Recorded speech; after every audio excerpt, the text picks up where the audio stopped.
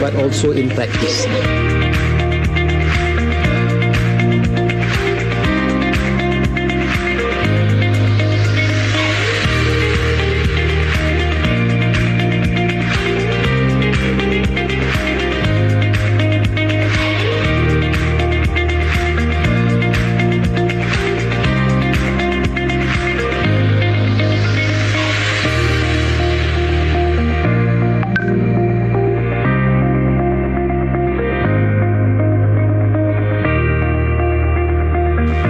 First of all, I would like to express my happiness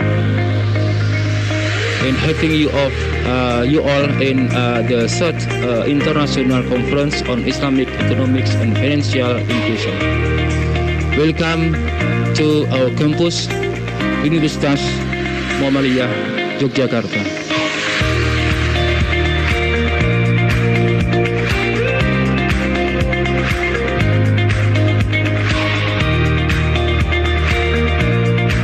Assalamualaikum warahmatullahi wabarakatuh. Saya Adi Warman Karim. Ini acara keren banget. Ini mesti dibuat lebih gede lagi tiap tahunnya biar lebih banyak orang dapat manfaat dari acara ini. Nanti saya akan sampaikan Islamic Social Finance yang kita kaitkan dengan SDGs.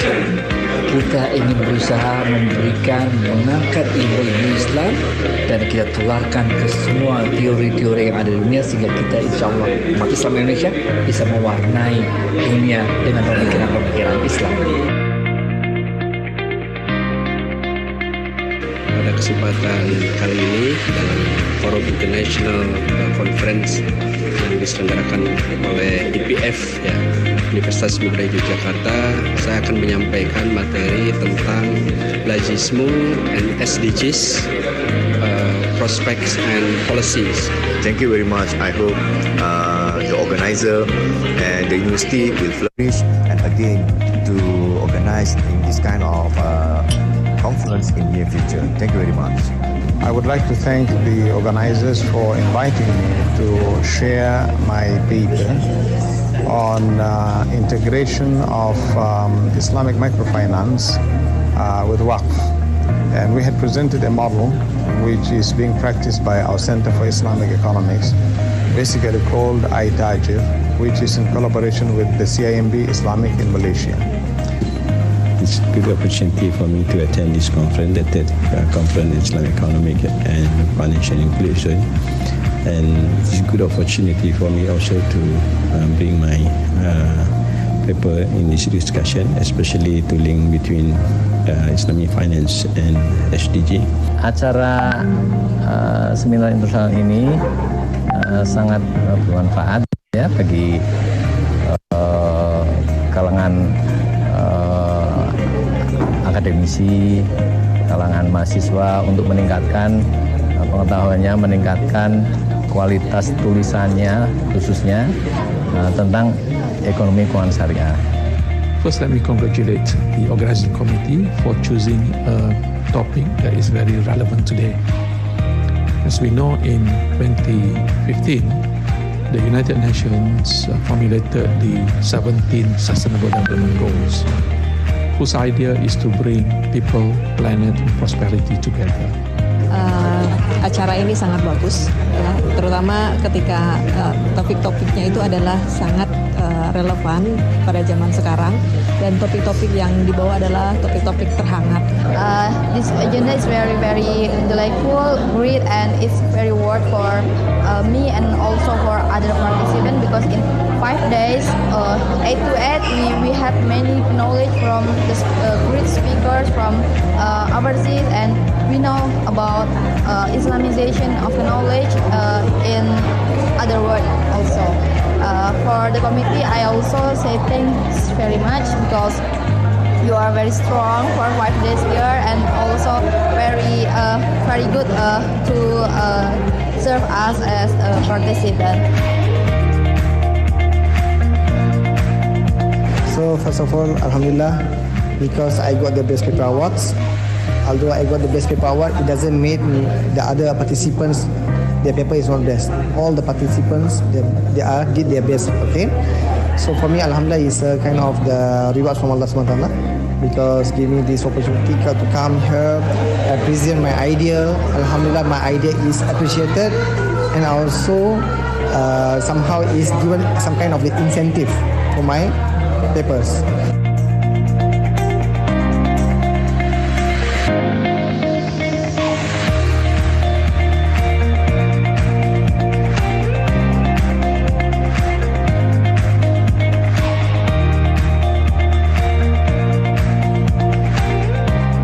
Finally, I am personally, as director, want to express sincere thanks and appreciation to all of the parties that have contributed much to the success of this event. May Allah bless us and always give us health and iman. Wassalamualaikum warahmatullahi wabarakatuh.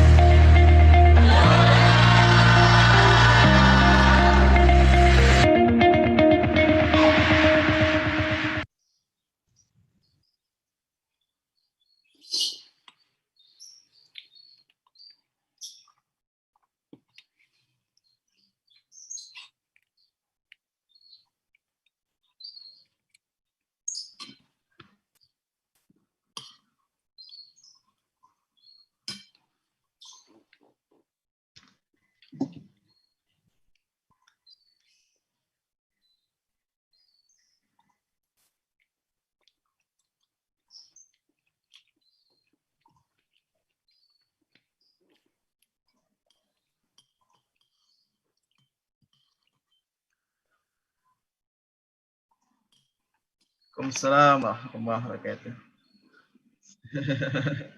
Alhamdulillah. Okay, we can start inshallah. Bismillahirrahmanirrahim. Assalamualaikum warahmatullahi wabarakatuh. Alhamdulillah Rabbil Alamin. Salatu wassalamu ala asrafil anbiya wal mursalin. Sayyidina wa maulana Muhammadin wa ala alihi wa sahbihi ajma'in. First of all, thank you to Allah Subhanahu wa Ta'ala who has given us blessings and blessings today, so we can meet again in the best of iman and health. Secondly, salat and salam always be delivered to our Prophet Muhammad Sallallahu Alaihi Wasallam and his companion and ummah who is istiqomah through his way.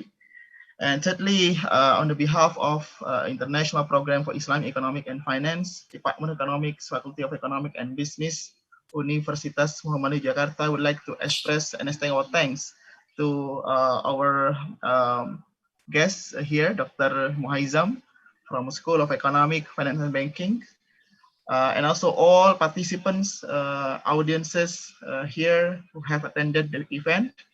In the midst of today is our Independence Day, Dr. Muhaizam. So, but because of the pandemic, we are not required to come to the ceremony. Usually, we have to come for the attending ceremonial activity during the Independence Day. Okay, dear participants, here, Alhamdulillah, we have our fourth public lecture series. It corresponds with the third training for young Islamic economic leaders, ITLs, organized by our departments. And right now we have here our invited speaker from Universitas Utara Malaysia, North University of Malaysia, Dr. Muhaizam. And before we start, I would like to just a bit read his curriculum vitae. That Dr. Muhaizam currently is the UUM lectures, in particular in School of Economic, Finance and Banking, University Utara Malaysia. And his academic background, he was graduated from a bachelor degree with honors from University Utara Malaysia, and also Master of Science from University Utara Malaysia, and his PhD in Islamic Finance from INSAIF Malaysia. So Dr. Muhaizam, before we start, for your information that this program actually was attended by more than 100 participants around from 13 countries, and the speakers also for around 15 speakers under 2 courses that offered to the participants, namely risk management and green economy. And you is the 4th speaker here under risk management course, And inshallah, in the next couple of days, we still have another 10 speakers that will be speaking about Islamic banking and also risk management, inshallah. And this program will be organized for around 3 weeks until 28th of August, inshallah. So the participant here not only just attending the public lectures, but also they should conduct such personal assessments, such as a short semester, doctor. So they are given some assignments, some quizzes, also academic evaluations through our online platforms. So university currently developing the online platform called My Class. So they assess all the materials, the content and video inside, and then they are evaluated by their performance through the My Class or the online platforms. Okay, doctor, because you have very limited times, please you have maybe 30 minutes or 40 minutes to share your slides, and also after that we'll continue with the question and answer sessions. Dr. Muazzam, time is yours, please. Assalamualaikum warahmatullahi wabarakatuh.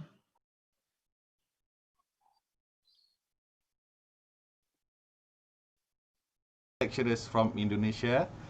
Okay, so let me I want to share my slide if I could. Okay, so okay, first of all I would like to thank Universitas Muhammadiyah Yogyakarta for inviting me to become one of the invited speaker for today. So I want to share the slide. Okay. Let me make it bigger. Okay.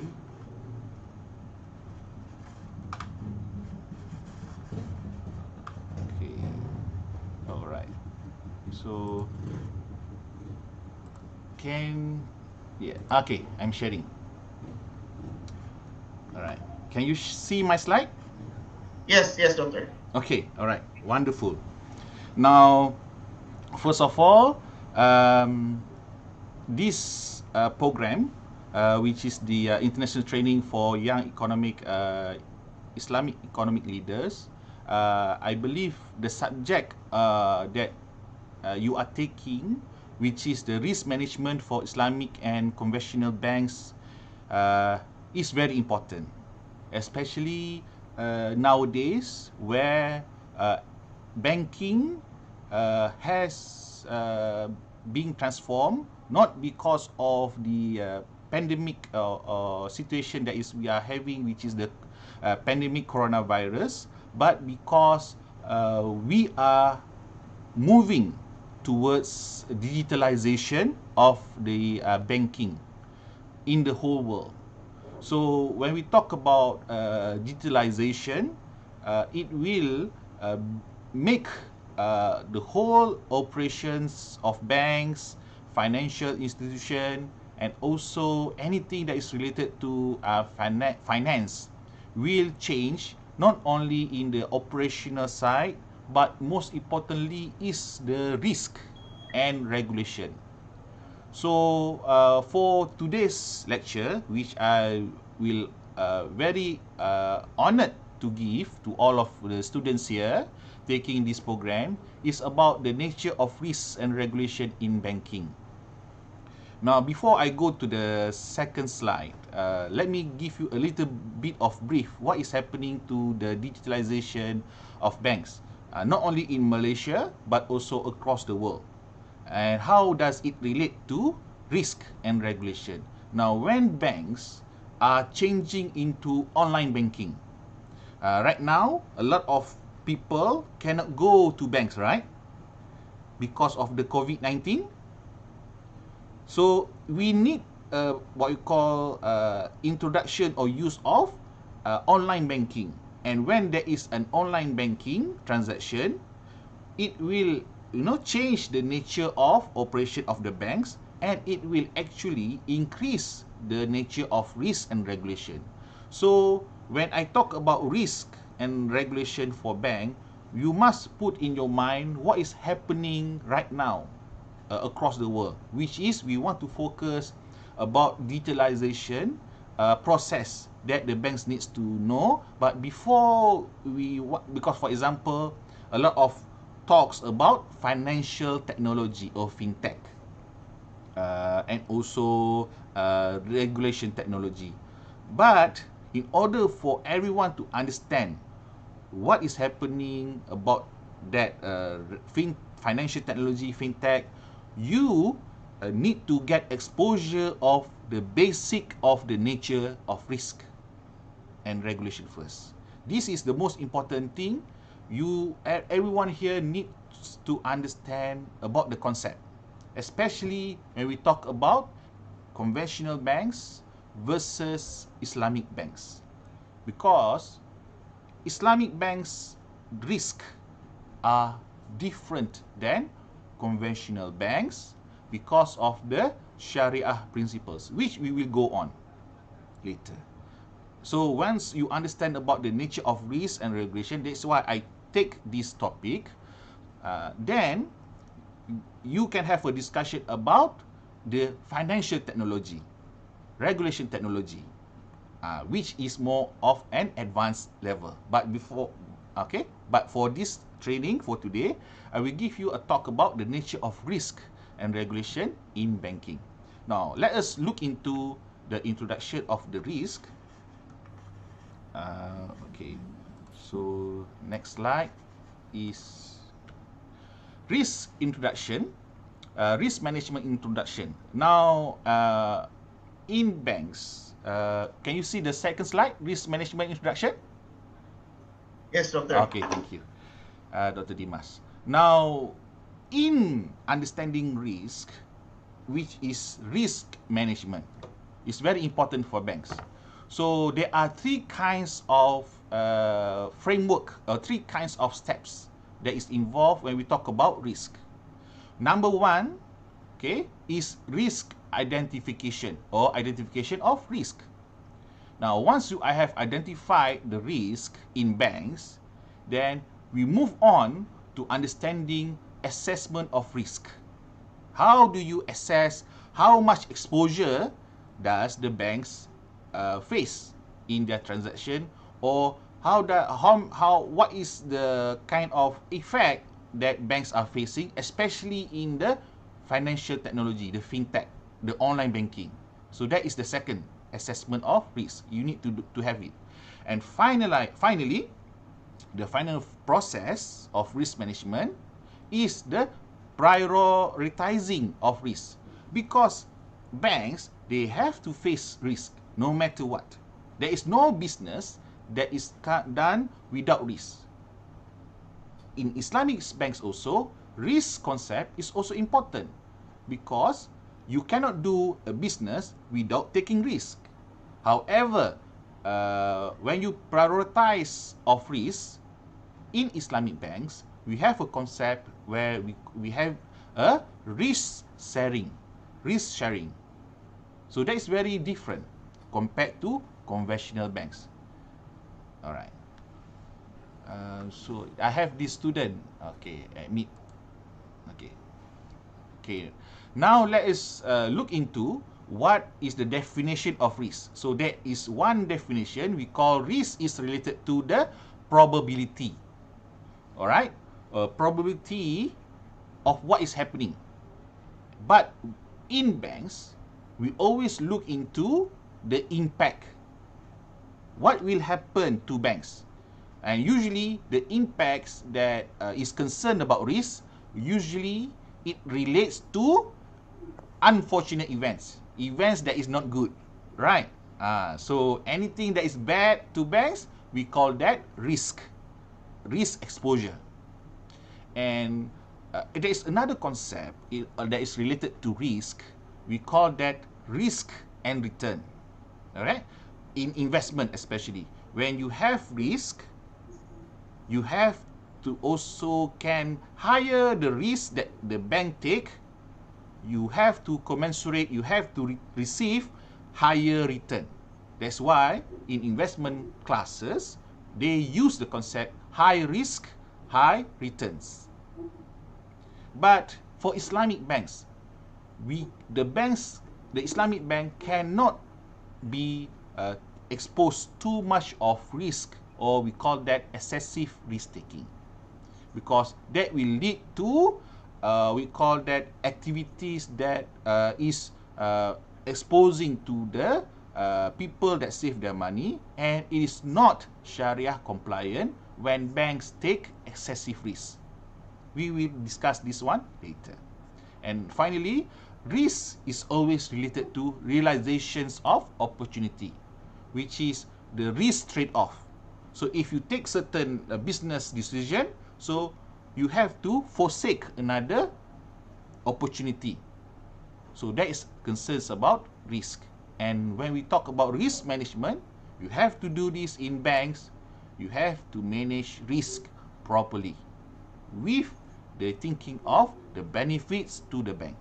So that is brings to the introduction for today's slide.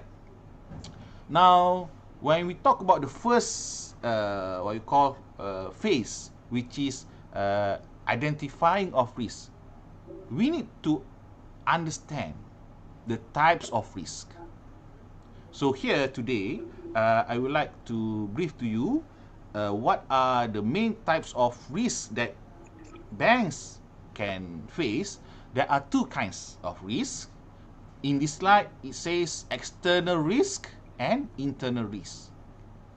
Now, on the blue colored box, external risk represents anything that is outside the institution or banks.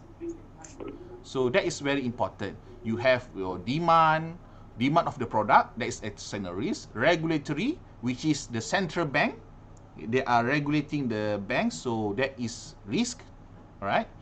Economical, right? Economical risk, for example, the situation of the growth of the country, for example, inflation rate and also employment rate. So that is economical. We have also socio-political risk.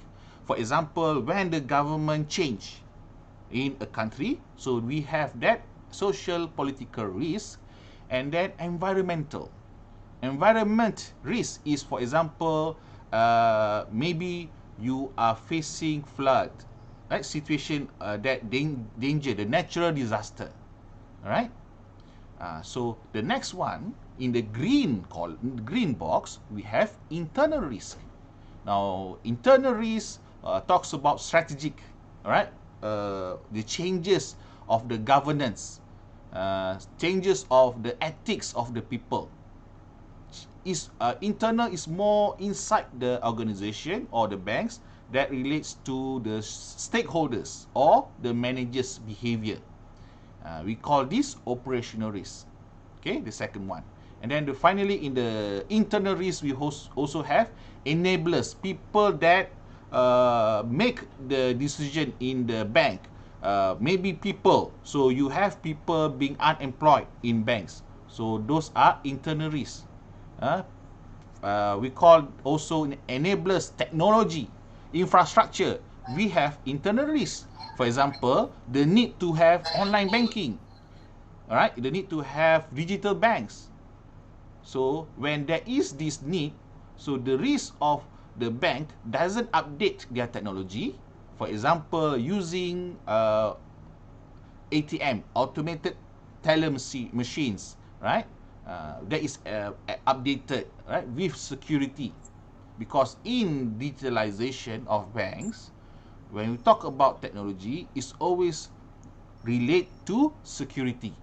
And now when you have digital banking or online banking, it is more so important to manage the risk, especially related to cyber security risk. So that is related. That's why this basic concept you must understand first. So that is internal risk. Now going to my second slide. Now we talk here types of risk. Okay, let me focus on three important elements: operational, hazard, and financial. All right. So operational, as we say, is internal risk. All right, we have operation controls. Okay, we have poor capacity management. Then we also have looking at the supply chain issue. Right, so especially in the COVID-19 situation, a lot of companies have to close down because they face supply chain problem. They cannot get goods from countries that is affected with COVID-19 because countries have to close their border, right? When the country entered a pandemic situation, so the government have to close the border. So when the government close the border, anything cannot move into a country. So that causes supply chain problem. And when that happen, banks will face companies failure because companies that unable to make sure that they continue their business, the supply chain, then the company cannot pay their debts. And when that happen, banks will face problem because losing customer, or maybe the loans that they receive become bad debts because company cannot continue operating. Can we continue on the second one, which is hazard risk? So as what I say, that one is related to external risk. So hazard like macroeconomic, right, political issues, legal issues, natural disasters, and terrorism. So that is hazard. And then the final one, the green one, financial. Now this one is always related to banks part because banks is always main focus is on financial. Now looking on financial, we have debt and interest rates, poor financial management, asset issue, and accounting problem. So that's why in today's topic, to understand risk, you also need to understand the regulation part of what banks have to follow. Now, okay, we want to summarize, not to summarize the lecture, but to summarize the risk, the types of risk. All right, we can say that for banks, there are two nature of risk, whether it is Islamic bank or whether it is conventional banks. These two nature of risk is called systematic risk and unsystematic risk. Systematic risk is something where you cannot control by the banks. It is being controlled by macro. Everyone is impacting the risk. Whereas the green one, the unsystematic risk, okay, is something where it can be controlled by the organization, by the bank, by following a certain standard operating procedure. Now, when we talk about SOP, standard operating procedure, that is related to what we are having, right, in Malaysia, COVID-19. So that one, if we enforce the standard operating procedure, we control the risk or minimize the risk. So that is unsystematic in nature and it is micro. So now, let us focus on, okay, I already explained. Now, to go into this nature, systematic risk, always we have three kinds of examples.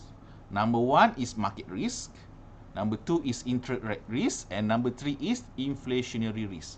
Now, at the end of this my discussion about this topic, I will talk about how to mitigate this systematic risk, market risk, interest rate risk, and inflationary risk in banks. There are certain ways to mitigate the risk by conducting what you call banking activities. So the second point is unsystematic risk, the green one. Now we have examples is liquidity risk, credit risk, and operational risk.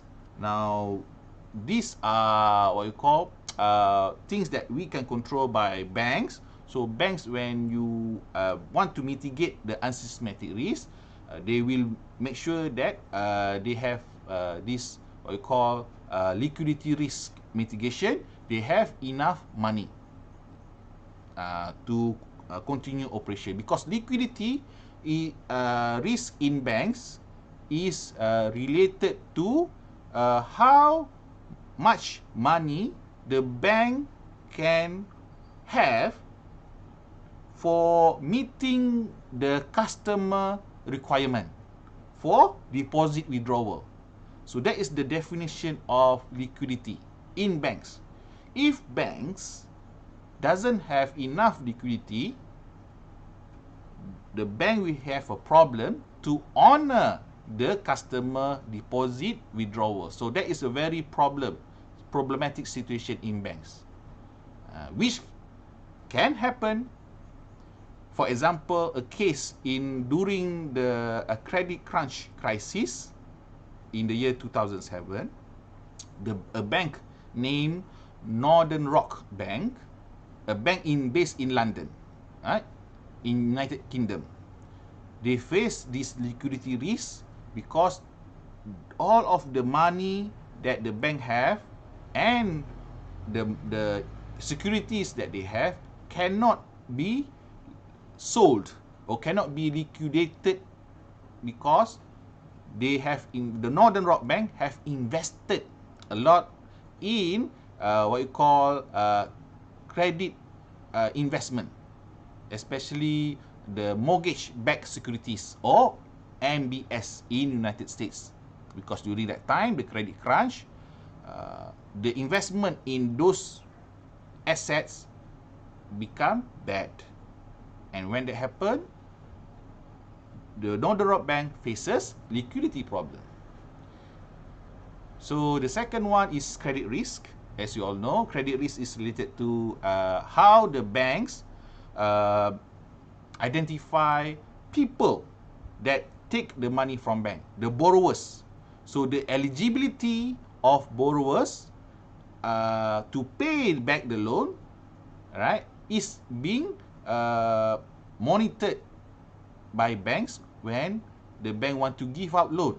So this is what we call credit risk, because if the borrower unable to pay back the money that the customer borrow, it will increase the credit risk. And finally, operational risk is where related to how the banks operate in day to day, especially nowadays when in the COVID-19 situation, you have operational risk where the branch of the bank cannot be open because the government said any institution, any businesses, including banks, cannot be open because they want to confine the situation. And when people cannot open, or the people to enter the bank cannot be as normal like previously, there is a standard operating procedure where banks have to protect their workers, to wear masks, right, to have the sanitizer, everything. It will impact the operation of the bank. And there is one example, and very true. Banks have to face operational risk to close down the branch, or maybe to stop their staff from coming to work and work from home. How does the bank does the work from home for their employees? That's an operational risk. So that is the definition, the concept. Now, let me go into this very important thing that this topic wants to explain, that I want to explain to you, the nature of risk. Now, all of students that learns about Islamic finance needs to know the concept of Islamic bank before you can know about risk that Islamic bank faces. Now, I refer to this book, right? I have this book. So it is a very good book. So this book right, by Groening and Iqbal, written in 2008, talks about risk analysis for Islamic banks, published by World Bank. And it highlights 6 principles that constitutes in the Islamic financial system. Number 1, of course, in Sharia, Sharia prohibits interest in their operation. Number 2, money as potential capital. So banks cannot treat money as what the conventional bank is. Number 3 is the risk sharing aspects for Islamic banks. And number 4 is prohibition of speculative behavior. That is very important for banks. They cannot make any decision too much to expose to risk. Number 5 is Sharia approved activities. They must have a Sharia board to advise the bank what to do, what is approved to be conducted by Islamic banks. And finally, in Islamic financial system, the last principle is social justice.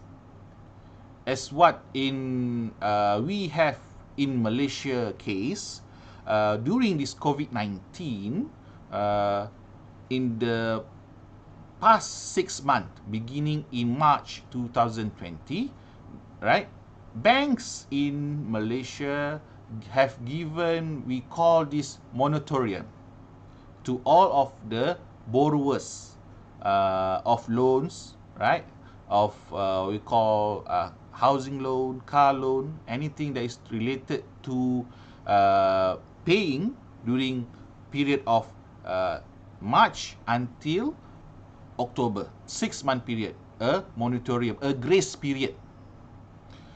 So anyone during this period facing a problem to pay back the loan to the bank will have a grace period. They don't need to pay anything. Even the interest rate, the government has said to the bank not to charge interest rate, not to increase what you call that payment, monthly repayments once the moratorium ended.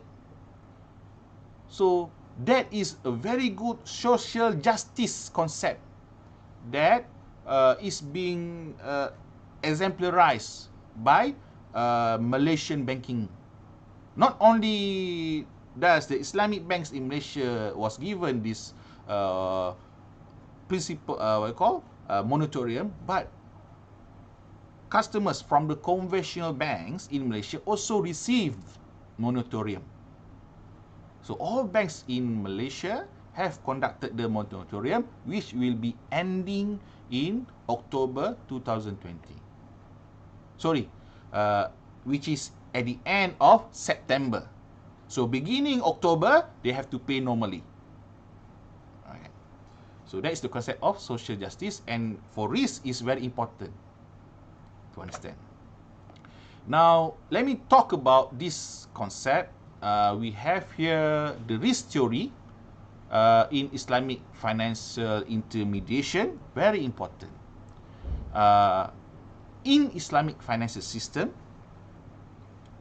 right, we have here a set of contracts which is most popular contracts that have in Islamic bank, I can say is mudarabah, murabahah, and musyarakah. So for those who are new to this concept, please take note of these 3 important concepts. Okay. Now I have to move on. Okay. Because I want to focus on these slides. Now, in the concept, in the understanding the nature of risk in banks, before we go on to the regulation. So once we have identified the risk, which is the first phase, right? The first step that we did just now. The second one is assessment of risk. You have to assess the risk. So one of the assessment tools that banks can conduct is using, we call, asset liability management. ALM. Now, ALM is very important for you to know. Right? So basically, an ALM, asset liability management, identifies the balance sheet. Right? The accounting, right, is an accounting term, but the concept how to implement ALM is that banks identify what they got, which is the asset, what they have to pay, which is the liability. And they have to match between the asset and liability to have what you call amount similar, right, together. Not to exceed or not to what you call undermine the value, the amount.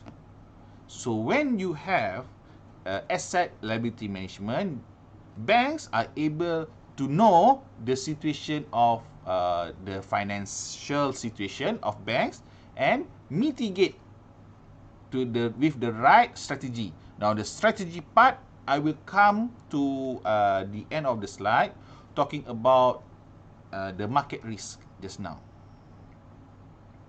So in ALM, we have the asset. So for Islamic banks, we have basically three kinds of asset. Number one is financing asset.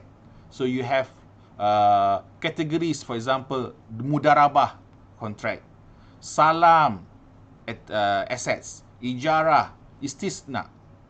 So those are financing asset. You have to know the difference between mudarabah, salam, ijarah, istisna. If not, going to be very difficult for you to continue. Alright. In investment asset, you have mudarabah asset, musyarakah asset type. Okay. And in asset also, you have fee-based services, right? Jualah and kifalah. So you categorize, Islamic banks categorize this asset according to these types, and then it balances with the liability. So on the liability, you have the demand deposit. So in demand deposit is typically an amanah. So any money that the banks is taking from customers, deposits, right? People save, is considered an amanah. And banks, when they take up the money, deposit, right? That's why the Islamic bank doesn't pay interest. Different than conventional bank. Islamic bank, when they take up the money, they have to know what kind of contract it is. But most usually, right, is deposit is amanah. So when banks use up the money, right? It is under a certain contract. For example, musyarakah, very simple. There is or maybe mudarabah, right, where the banks become the entrepreneur and the customer become the person that is give, mudarib, give the money.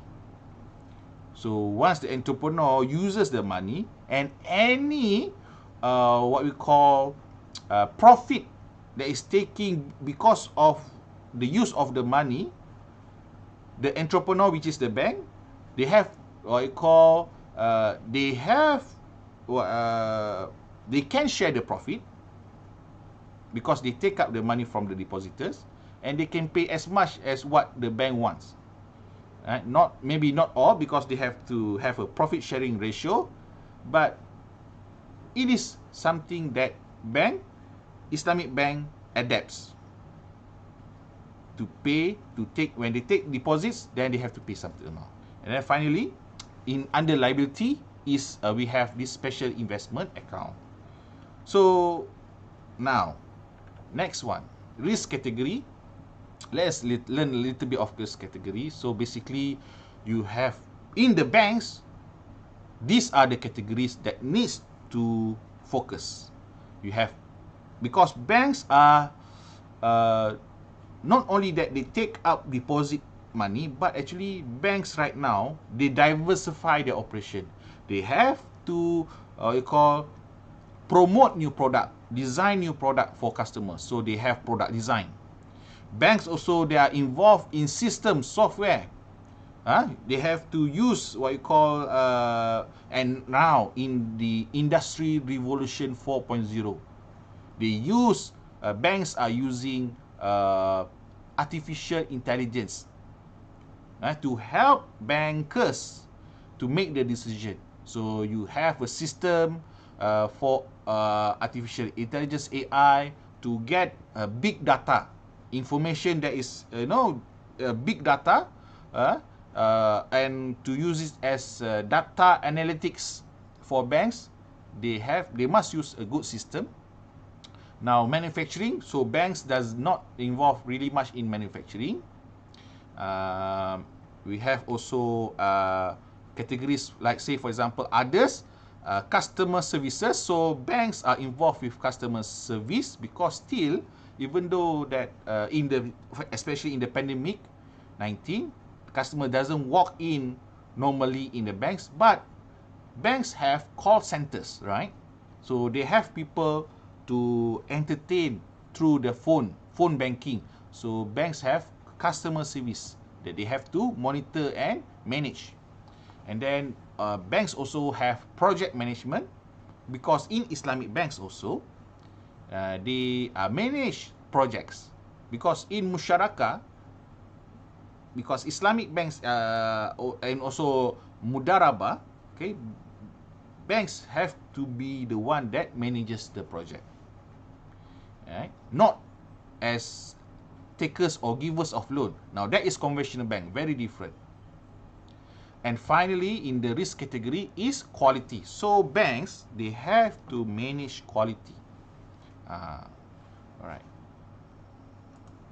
So in quality, we call this audit system, right? To check the quality of the banks, we have auditing system. So it's very much related to banks.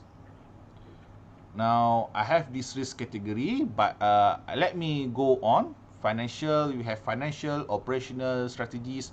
Now we have here these categories: financing, okay? We have capacity, customization. So these are risk categories that once you have understand the parts of risk that needs to be identified, then you want to assess the risk, then you have to prioritize the risk. This is the third part, prioritize which one comes first. So by identifying the risk categories, you want to prioritize. Number one, looking at the profitable growth. Which of the components will be impact to the bank? Okay, looking in the banks also, the second category is low price. So in banks, looking at the cost and profit. So how much will be exposed? The third part category is development of new product. Okay, which one is important? And then finally, leverage of technology. So these four important components will help banks to prioritize the risk. And once you prioritize the risk, you can segregate risk categories according to the risk tolerance. This is the risk tolerance. Stakeholders' risk appetite, we call that also. So there are two kinds of institution or stakeholders in the industry.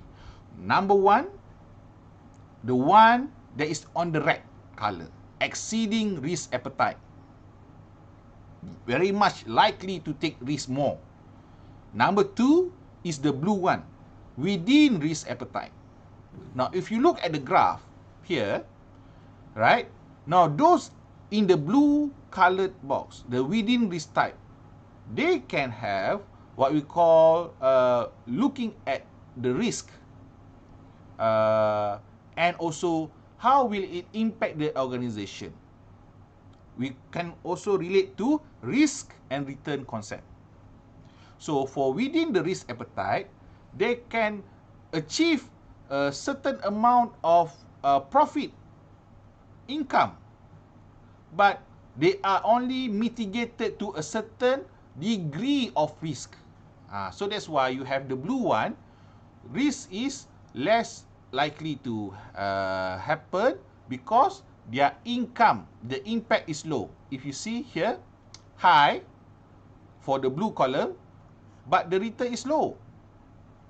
The impact is low because why? Because they are taking risk appetite. When you have stakeholders are in the risk appetite condition, they will always control the amount of risk that the bank will expose through standard operating procedures, to risk mitigation technique, through capital. Capital is very important for banks. If the bank want to be exposed to higher risk, the bank will prepare more capital. Now, how does the bank prepare more capital? The bank can either borrow from the money market or they increase the people deposits in the bank. So these are the behavior of within risk appetite. But for the red colored box, okay, exceeding risk appetite. Now, this kind of institution or stakeholders, they will demand more returns by taking higher risk, by exposing the bank to higher risk. Maybe the way that they want to expose to higher risk is they open up the barriers of risk. They will not comply to risk management. Now, that is exceeding risk appetite.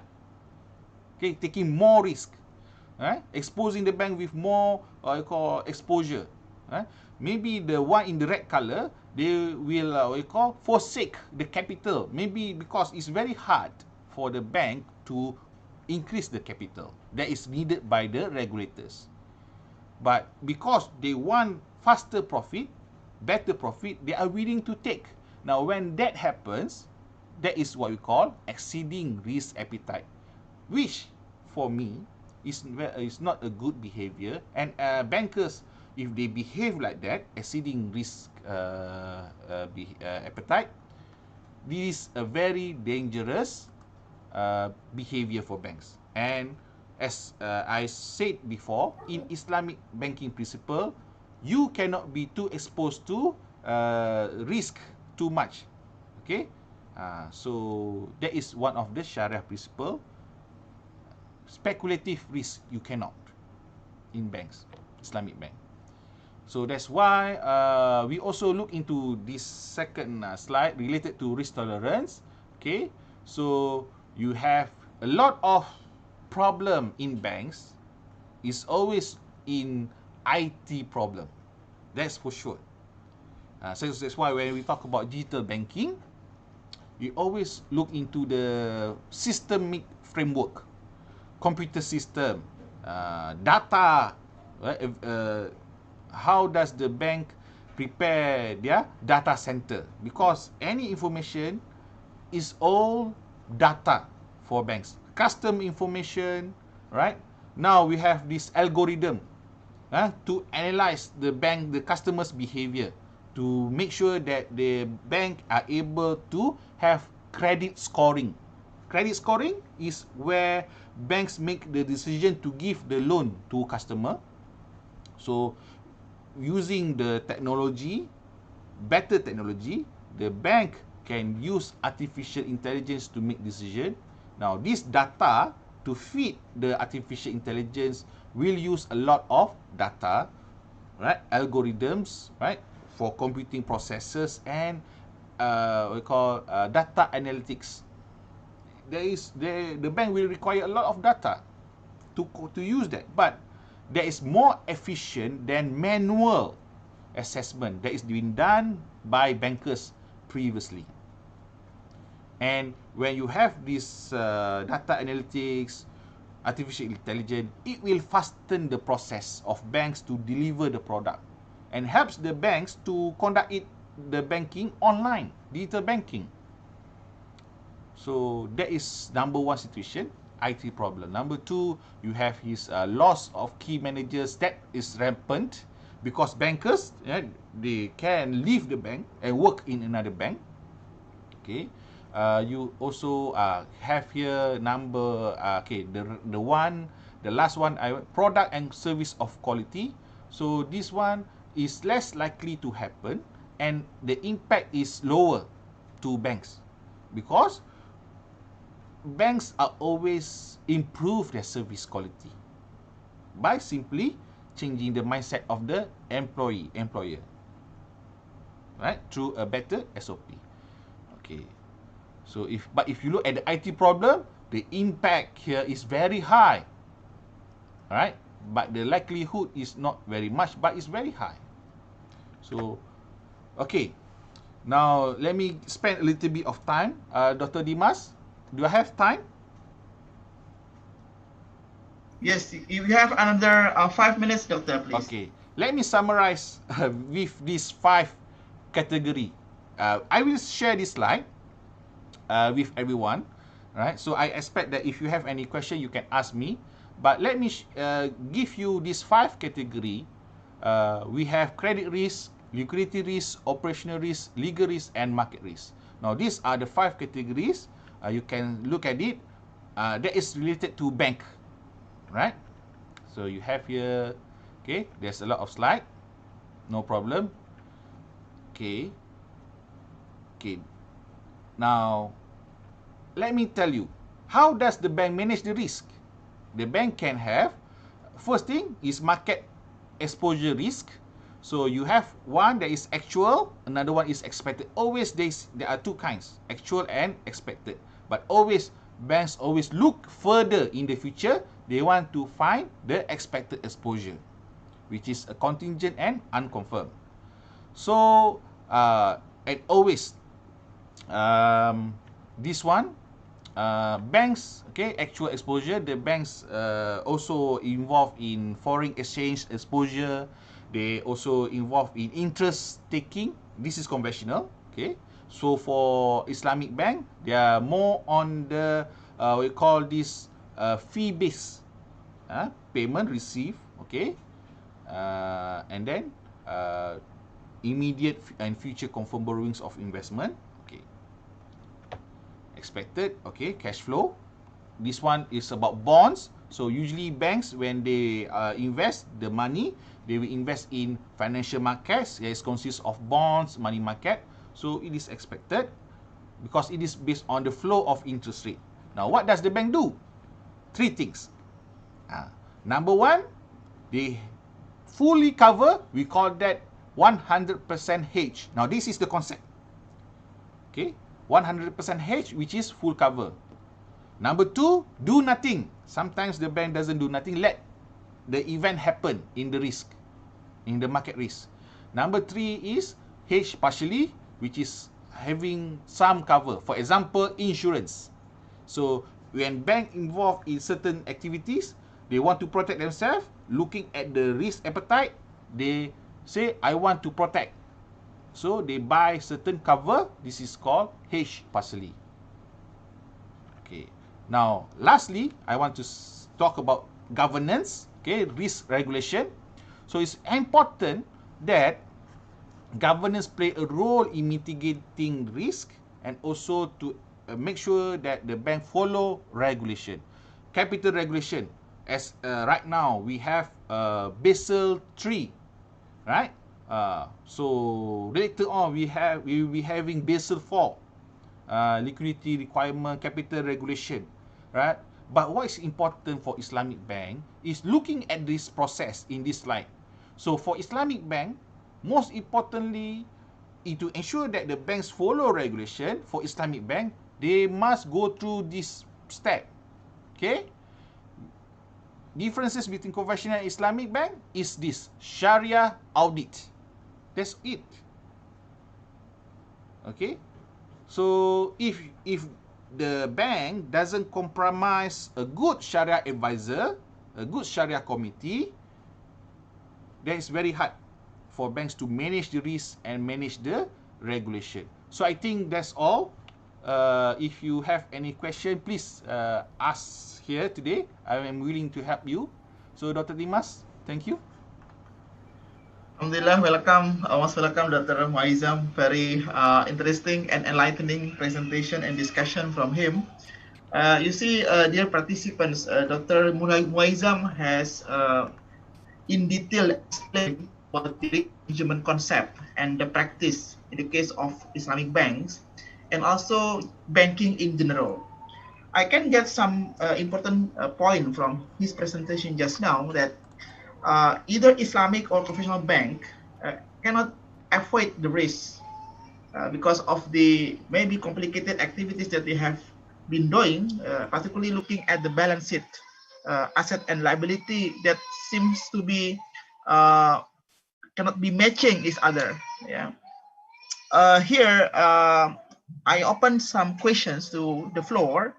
Maybe you have some comments or feedback to the Dr. Muazzam. Please raise your hand, or you can just write in the chat. Please, brothers, introduce your name, institution, and your question, please.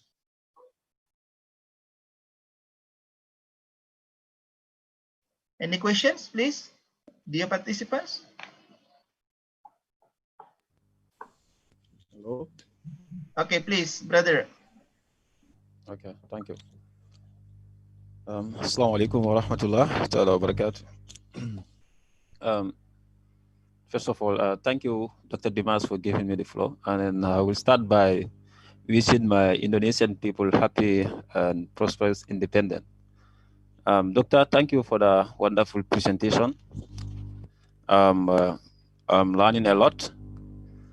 Basically, going towards my question, Please mention your name, brother, and your country, your institution, please. Yeah, my name is Sekou Gassama.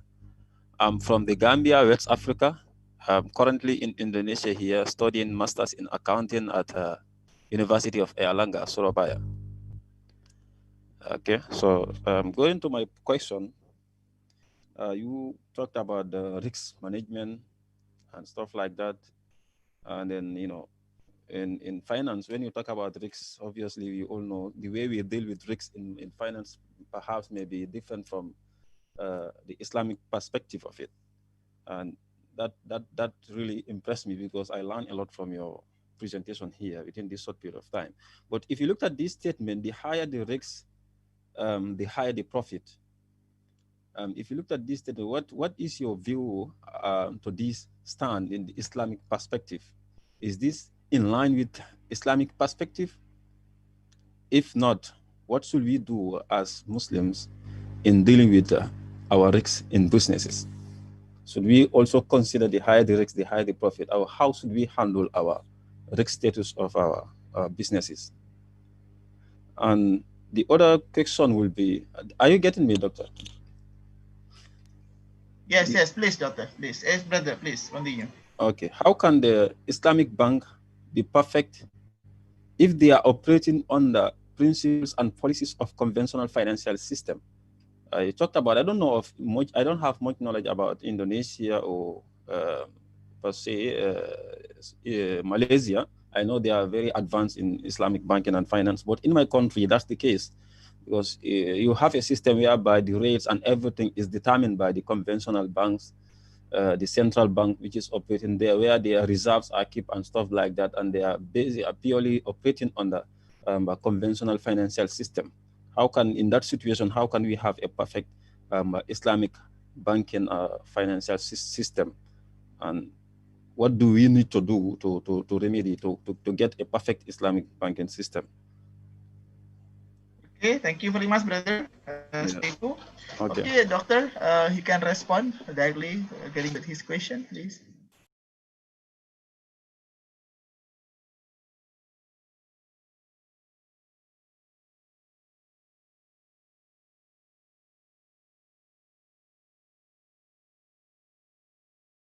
Okay. Now, what is mentioned about the slide, high risk, high return. Now, the principles that we actually look first is risk sharing. One of the important principles of Islamic banks. Now, let me ask you, okay, if you are now risk sharing, you are also taking the risk. Okay, Gassama, will you want to take good risk or negative risk? Because in investment, there are positive risk and negative risk. Risk that is good and risk that is bad. So which one do you take? Yeah, I will go for the good one. Okay. Yeah. Okay. So if you want to take good, do you want to take it a lot that is over than your capacity? Because even though it is a good risk, but it is still risk, uncertainty, right? Yeah, obviously. So- It should be within, I will prefer within my So capacity. under the concept of Islamic finance, okay, risk sharing and risk taking, do you want to take more? Because that is the concept that I want you to know, or you want to take manageable risk? I want manageable. Yeah, because that is very, very important. In Islamic banks, where it's different. Yes, there is the concept of high risk and high returns. All right, in any organization, it's the same. Whether it is conventional banks or Islamic, any risk that you have to take must be commensurated with profit. Because if you don't have profit, you cannot pay for the salary of the workers and everything. However, to go in line with the Islamic, the Sharia principles in Islamic finance, Islamic bank, they have to also follow the risk sharing and risk taking, which is very different than conventional bank. Because in conventional, whatever exposure that they have in loans, they will transfer the risk to another party, which is normally the borrower. Right? For example, last time during the credit crunch crisis, right? The situation happened in conventional banks where they offer the loans to people without the proper credit risk assessment and cannot pay the loan. They are expecting the conventional bank, right, are expecting that they can sell out the exposure of this credit crunch loan to another party. And they are the originator of this credit mortgage loan. They actually, when they give the money, actually they at the same time they sell this contract to another. Because in investment, we call that derivatives, which is not acceptable in Islamic banks and not being practiced. So in conventional, they can do the high profit, high return because they are not limited only to this return that they can get from the income, but also from the derivative market. But for Islamic bank, even though that they take the risk, high risk, but the profit that they will get is manageable profit, or we call this not excessive profit. That is very important concept in Islamic bank, and all of you must understand the difference of this between excessive profit and reasonable profit. Because of in Sharia, you cannot take excessive profit or unjustifiable profit that will hurt another party. Because we have this social justice, right? So with that thinking, that's why whatever it is, high risk and high profit for Islamic bank is all about managing risk properly, right? No business comes without no profit, that's for sure. For the second question, how to create a perfect banking or perfect Islamic bank system. Now, let me tell you, the knowledge that you have, especially in this we call the Islamic banking. Okay, we call or we categorize all this knowledge as fiqh muamalat. It's not fiqh muamalat. The concept is that this is the knowledge of communication between human and human. There's nothing perfect with this fiqh muamalat. And what is confined with Islamic bank, I want to bring, it is not perfect. Malaysia tried to create a perfect Islamic banking system, a perfect Islamic economic system, but it is not perfect, right? Other countries have tried. Singapore have tried to be the best Islamic banking.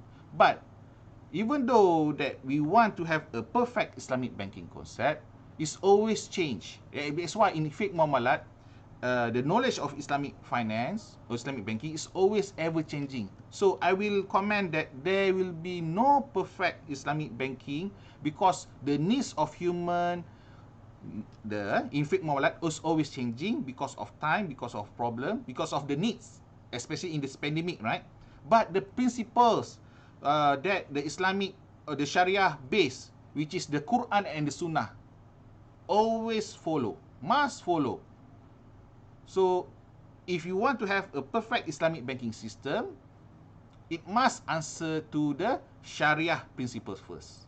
If the bank wants to follow a perfect Islamic banking system, it must fulfill the needs of the ummah, the Islamic ummah. Then, if you are able to, there's no terms perfect. The only thing that we want in Islamic bank is to have an alternative banking system other than conventional. I think I have that question. Thank you, Dr. Muazzam. Very enlightening answer. And I personally agree with you, Doctor, that in terms of risk and profit, both of them are working hand in hand, actually. And but the risk that taken by the bank should be manageable risk, so that the profit generated from the risk itself can lead to the sustainable banking operation, like that. So whatever risk that the bank wants is okay, but as long as this profit and the risk is lead to the sustainable banking operation in the midst of existing financial turbulence, for example. And the second one, I do agree with you also, Doctor, that there's no any perfect banking system in the world, but we as human beings are trying to benefit much to the society at large, in particular to the ummah, by promoting the banking sectors, Islamic banking sectors. Okay, any other comments or questions to Dr. Muazzam? Or maybe in the chat here, we have a question, Doctor, from our sister from Universitas Jember, East Java. She questioning about how to calculate the risk in the banking. Is there any formula to measure the risk, and how risk management can be solved from the priority? Maybe you have any idea, Doctor, please.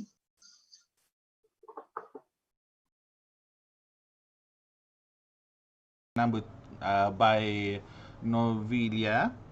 Now, as I mentioned, that after you identify the risk and then you want to assess the risk. So one of the assessment tools that can be used is asset liability management. It's very simple. And when you want to calculate the risk, you need to calculate based on the 5 categories, especially the financial risk type, which is the credit risk, right?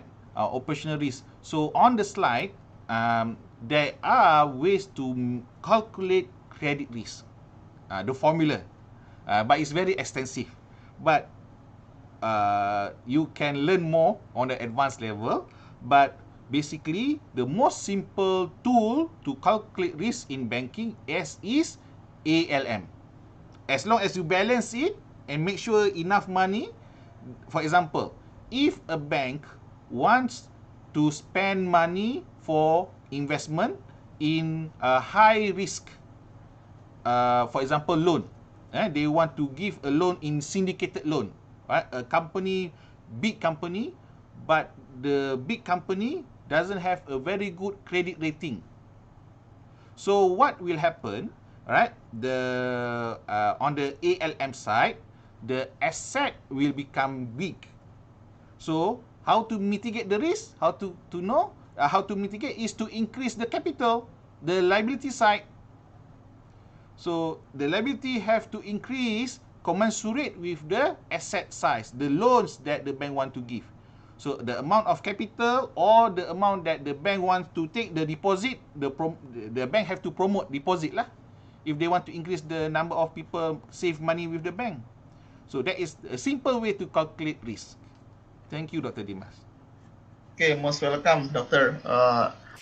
Usually, Doctor, right now I'm also doing simple research on measuring the risk on Islamic Bank in Indonesia by looking at 24th province in Indonesia, Doctor. And I do agree with you that we have to measure the risk of each particular bank by trying to look at looking for the threshold, Doctor. So we are setting the threshold to what extent the tolerated risk is tolerated in particular banks. So if for example, car capital adequacy ratio beyond that threshold, it means that the banks is going to be crashed. Or maybe if the car is beyond or below that particular threshold, it means that the bank is quite stagnant.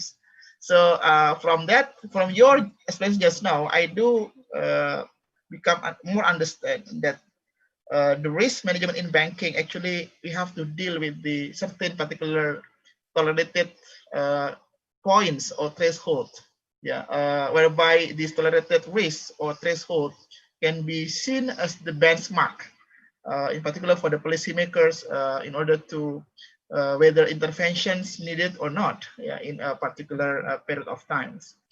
And also, second, Doctor, I'm just worrying about the you mentioned in the earliest slide, there is external risk, the risk coming from the macroeconomic environment, for example, whereby this external risk somehow is exogenous, beyond our control.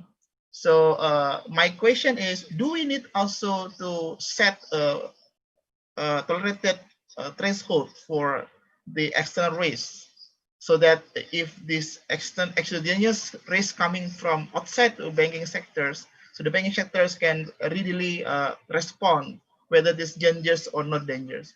Need your advice, Doctor.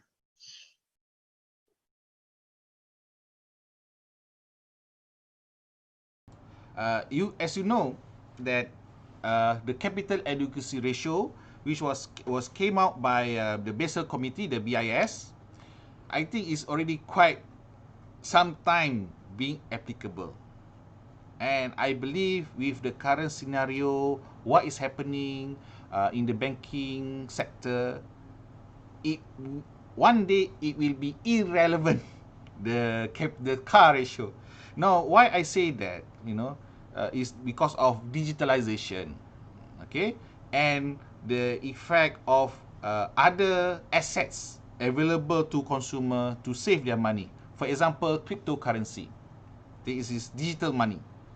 So all in all, what will face by banks, this formalization of to mitigate the risks that the bank have, calculation to meet the standard regulatory requirement given by the central bank, one day will become insignificant because the complexity of the data that the bank will need to analyze, not only on the consumer banking side, but also on the investment side.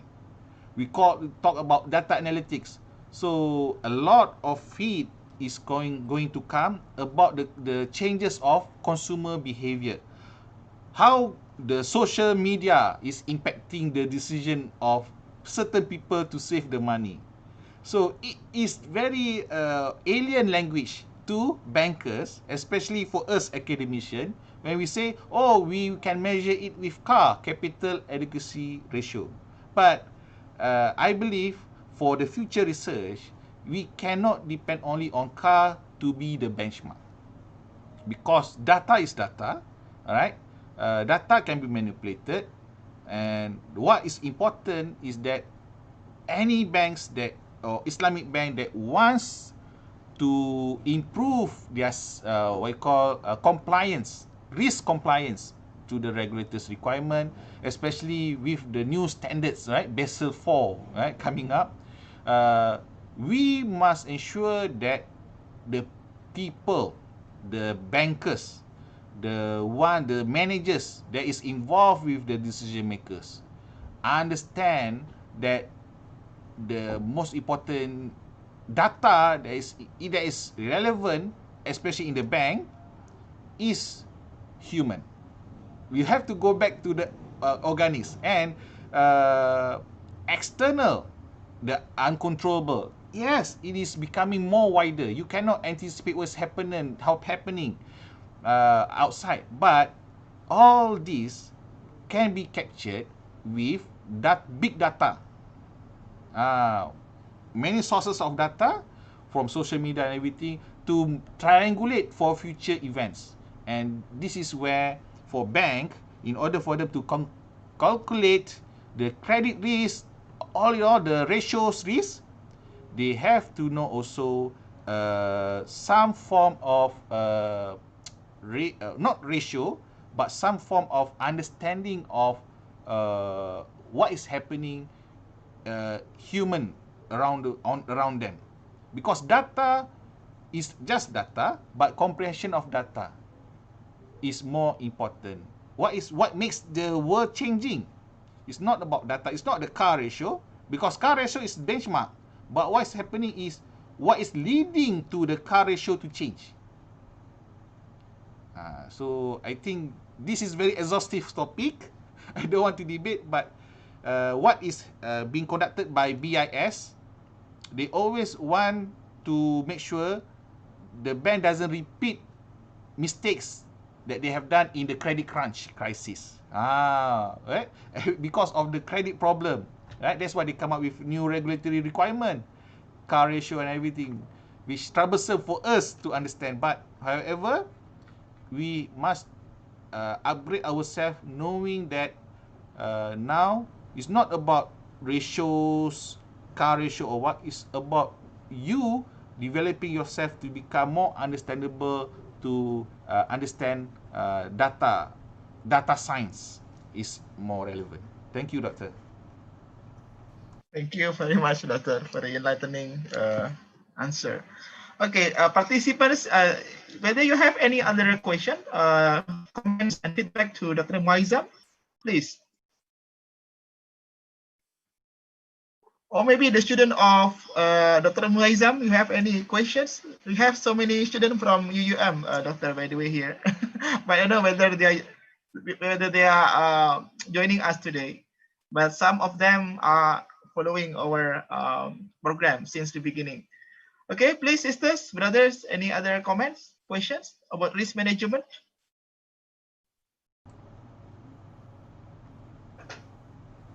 Okay, here, Doctor, we have a question from the chat from Brother Anggi here. He questioned about how to determine leading indicators in measuring the risk of Islamic and conventional banking. Doctor, maybe you have any comment, Doctor? Okay, leading indicators is something where you want some economic indicators to tell you what will be indicate situation that will lead this risk to increase or decrease in the future. So basically, if I can refer back to the slide, if I may. Let me share again. Because I already closed, never mind. So basically, there are 5. So number 1 is credit risk. I give you example, credit risk. So to know the leading indicator to measure credit risk is look at what you call the spending behavior of people. So looking at the salary, right? Employment of the people in the country. So if a country is having a high unemployment, okay, the probability for the credit risk to increase, whether it is Islamic or conventional, is very high. So that's one point. Looking into market risk. So in market risk, the leading indicator is interest rate changes. Because market risk is related to the pricing of assets. So one of the sources that you can find, which I am using now in Universiti Utara Malaysia, we have data where we subscribe Bloomberg. So in Bloomberg, they have a lot of information that give you the economic data, market data. So it's very good question to ask, because in becoming a successful banker, you must understand the importance of what kind of data is needed. Because data, you cannot just simply define it as just statistics. You have to see the data, the meaning of data. For example, the money supply that the central bank gives to combat inflation risk, inflation increase, right? So why does the central bank reduces the interest rate, right, to combat the COVID-19? So those are meaningful questions that can be answered by understanding the leading indicators, and by knowing where can you find the data is also very important. Another sites, okay, I can show you this important data. If you can open your website, I will open my website. I will share this website. Okay, let me share. It's quite a good question. Hold on.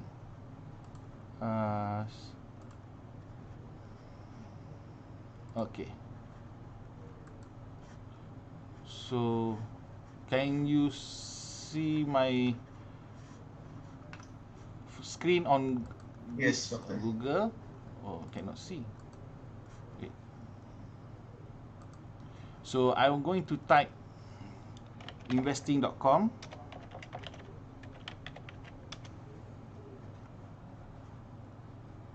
So you can see this site, investing.com.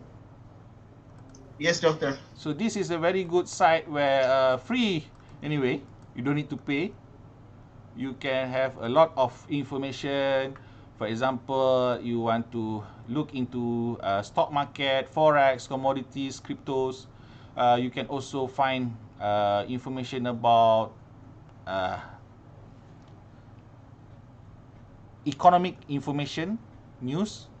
Okay, so this is always an important website for students, whether they are in banking or whether they are in Islamic finance, banking or investment. So this is where you can source out information that you want to understand those impact to risk. So here, economic indicators. Okay, so this is one important aspect. Sorry, sorry, I'm showing you differently. Okay, sorry. Let me type investing.com. Okay. So this is the website, investing.com. So you can see news, right? You can see analysis, market overview. Let me open up the news and open up the economic calendar. Okay. So I think there's the question I want to answer. That's it. Yes. Okay. Thank you, Doctor. Maybe last questions here, Brother Pratama. You raise your hand, brother. Please ask the question. Mention your name and your institution to Dr. Muazzam. Please.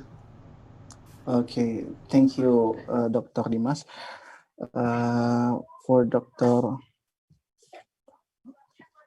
I have a question. My name is Raden Kuning Srinda Pratama, and I'm a student at Sriwijaya University, Universitas Sriwijaya, Palembang. Let us discuss about financial inclusion. Maybe we know that financial inclusion is the important variable or instrument to reduce the poverty and income inequality, particularly when the poor people can access financing themselves. That's why the government probably each of country makes the policy to encourage the financial inclusion. But in other side, banks, even Islamic banks, have 5 C's concept of credit or financing. My question is, number one, is the financial inclusion is the financial inclusion concept a risk for Islamic bank?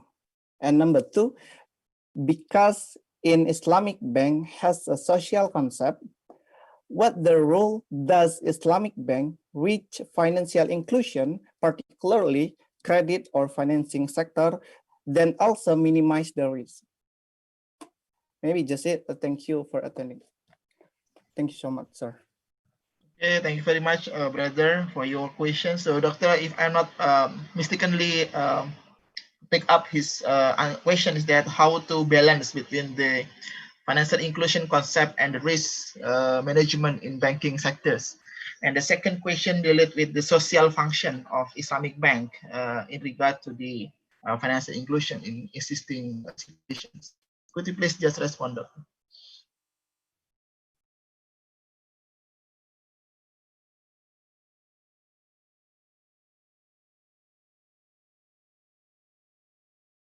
Because the first question, I can answer it very straightforward. Now, if you look at who are those that is not included, that is unbankable, that's what inclusion is, right? You want to include everybody in the system. So, definition by the we call United Nations and everybody in the Sustainable Development Group, okay, SDG. Okay, you want to include everybody, and those that is unbankable, socially not included, is those that cannot borrow money from banks because they don't have a good credit history. All right? If they don't have a good credit history, so traditional banks, they cannot give money or they cannot give out loan. So when the banks cannot give out loan to those that is not financial inclusion, so it will be a failure. The bank cannot proceed. Now, this is not the problem about policy. This is the what you call how the traditional bank are thinking about credit risk. Now, whether it is conventional or Islamic, right? The main concern that the bank wants to give out financing to people is how can the bank assess the risk. So if right now, if you want to have inclusion, right, the only solution that the banks have to think for inclusion of financing is the bank have to expand their credit rating assessment to calculate the risk by using other form of assessment, which include social media assessment. This is a very interesting topic. Because in social media assessment, the customers, they provide information about how the customers are continue to pay their phone, right, on time, okay, to the telephone cellular company. How frequent that they pay? Do they miss the payment or not? There is one record, right?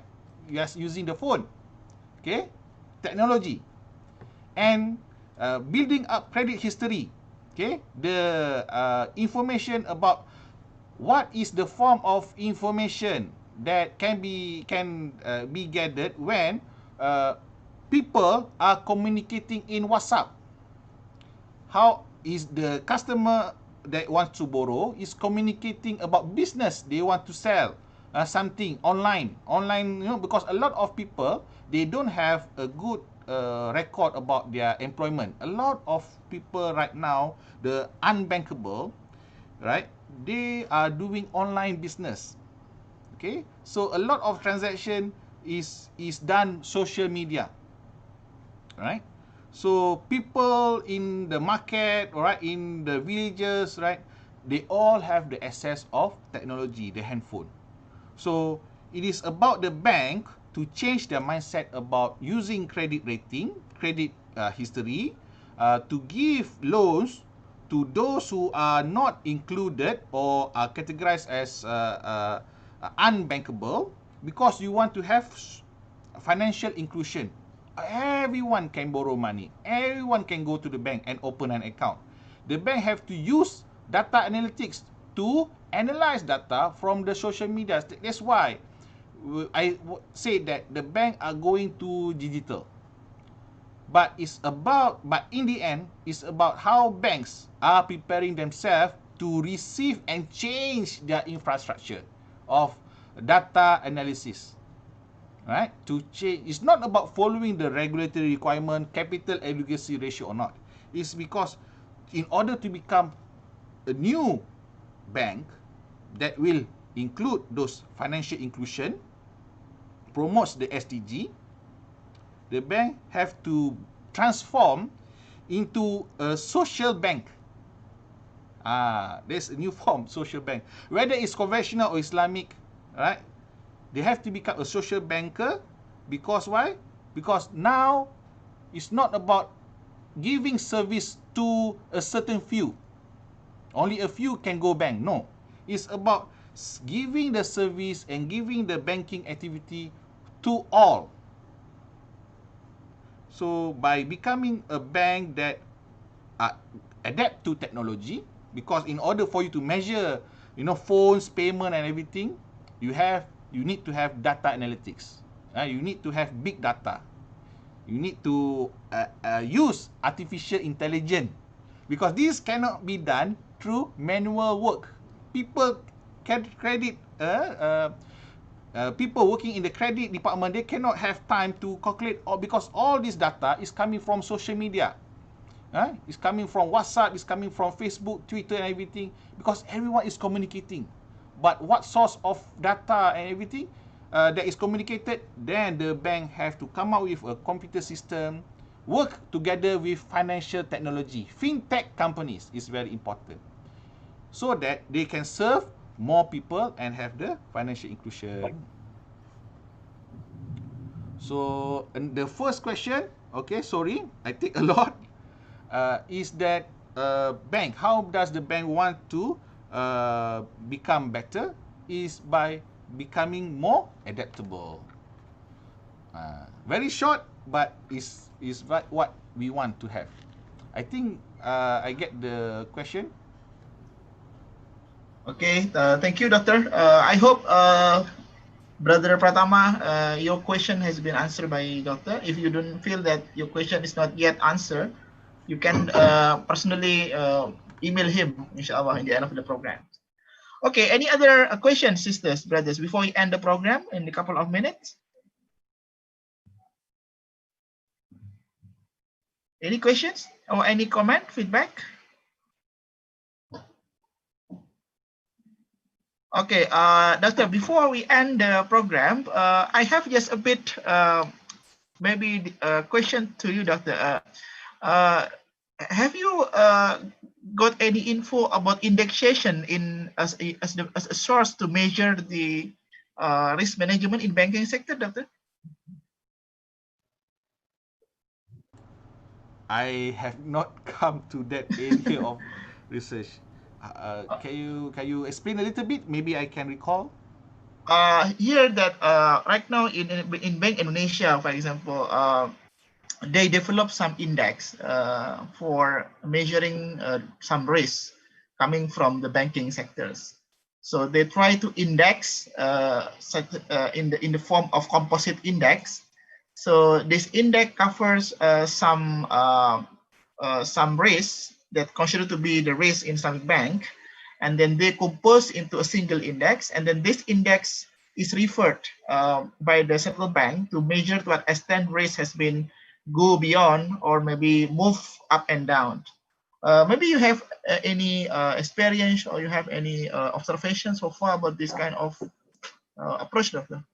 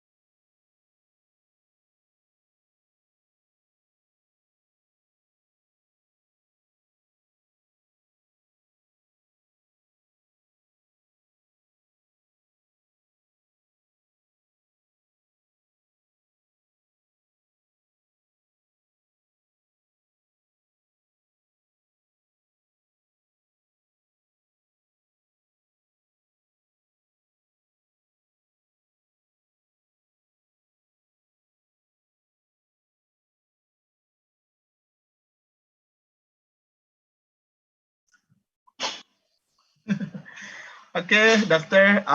Time goes too fast. So we have been here almost 2 hours. And dear participants, Alhamdulillah, we have already got some valuable information from Dr. Muazzam about risk management concept, practices, and also some issues, either in conventional or Islamic banks. And also, Dr. Muazzam mentioned about some risks and the mitigated risks. And also the last one is that how we deal with some issues with the financial inclusion and other issues. But in the end, we agree that risk management concept is very important for Islamic banks in order to maximize the values of Islamic bank and also to ensure that Islamic bank can smoothly run the process so that it can benefit much to the society as alternative Islamic banking operation. Dr. Muazzam, before we end the discussion, maybe do you have any comments or maybe any suggestion to us as the participant here, that majority of them coming from bachelor degree in finance, economics, concerning the risk management, Doctor, please.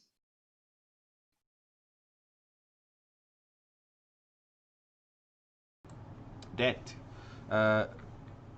risk is always change. Similar to human always change, right? But the most important thing when you want to learn about risk management is always try to find out what is the purpose when you want to study about risk management. Is it want to fulfill the regulatory requirement only, right? Or you want to ensure that you are become more compliant, right, based on the data and everything? Or as a student of risk management, do you want to become a person that well manage the risk? And also, do you practice risk management in your life? Very simple. So make the habit, when you want to learn risk management, always think about, do you manage risk in your life? For example, in your wallet, in your pocket, right? So do you spend a lot to buy clothes when you don't have money? Or you don't have money, you want to keep money slowly every month to buy the clothes? So that is the very simple concept. Apply what you learn in daily life, so you can understand the what you call very hard concept in risk management. Thank you very much, Dr. Dimas. Thank you very much, Dr. Muazzam. Very humble and very best practice suggestion to us. Okay, dear participants, time's running out. First of all, and lastly, I would like to thanks to Dr. Muazzam from Universitas Utara Malaysia for his presentation and very good materials today. Yeah. And I wish that you can get some knowledge and understanding on risk management concept from him. And inshallah, we will share his material upon his approval to you through our MyClass platform, inshallah. Okay, Doctor, that's all for our discussion today. Inshallah, see you again on the next sessions. Please send our regards to your head departments and Dean at University Utara Malaysia. And thank you very much. Inshallah, we will have another discussion, dear participants, at 1 p.m. today until 3 p.m. with our another speaker from Brunei Darussalam. With that, let's close our session with Hamdulillah together. Alhamdulillahirabbil alamin.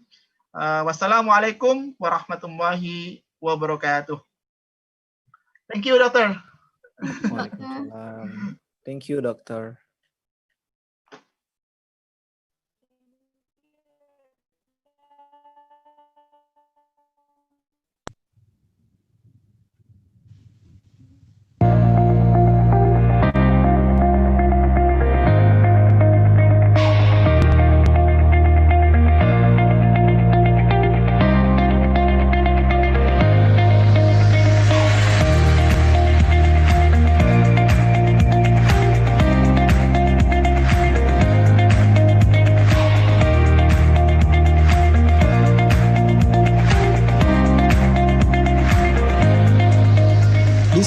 session is quite interesting.